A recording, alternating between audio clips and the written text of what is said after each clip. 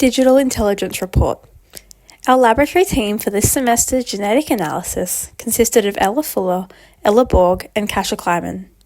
Throughout this presentation, the following information about our genotyping analysis will be explained. The traces that were analysed through the laboratory processes were all swabs of unknown origin from the scene of a crime. The requested analysis for these swabs consisted of the three following questions. 1. Is there evidence of human DNA on any of the swabs? 2. What is the biogeographical ancestry of human DNA donors? And 3. What are the phenotypes of any human DNA donors? In order to conduct genotyping on the unknown traces, a timeline of processes were followed in the laboratory to receive genetic information from the swabs. The initial step was DNA extraction, where the instructions for PrepFiler Express DNA extraction kits were followed. The next process was DNA quantification. Quantification is the measurement of DNA concentration in a sample using a dilution series, which is graphed using a standard curve. The technology used for this step was the Quantifier HP and Trio DNA Quant kits. Target enrichment was the next process, where primers and controls were loaded into a well plate along with the diluted DNA samples.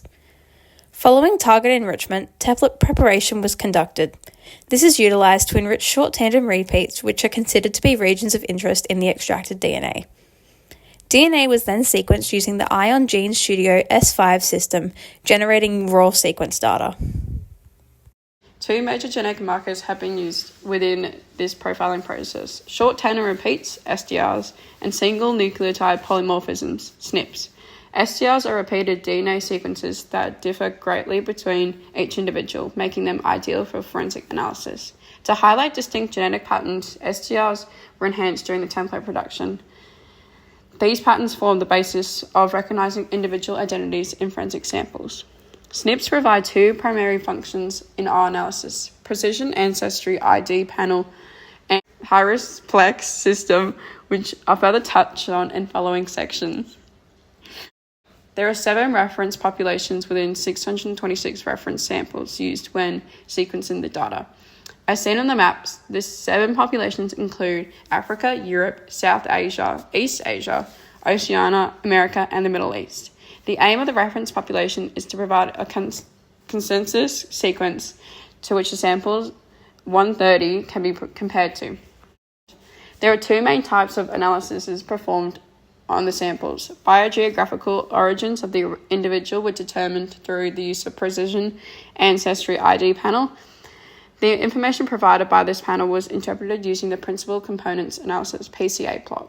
The individual's hair and eye phenotypes were determined through high-risk plex phenotype system and were interpreted using the high-risk plex DNA phenotyping web tool. The major indicators in the genotype quality of sample 130 include template presence, monoclonality, read length consistency of 50 to 150 base pairs, and an alignment rate to the reference genome of 96.1%. There was also a low adapted diamond proportion, which indicates that during sample preparation there was a minimal adapter contamination. Our analysis draws on advanced genotyping technologies, which have predicted that this individual has a biographical ancestry associated with Europe. This can be seen in the 2 principal component analysis plots on the screen, where sample 130 is present within the European clustering.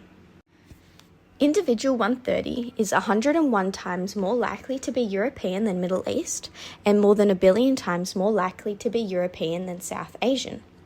According to the high-risk plex phenotype system, individual 130 has been predicted to have brown eyes with a p-value of 0.708.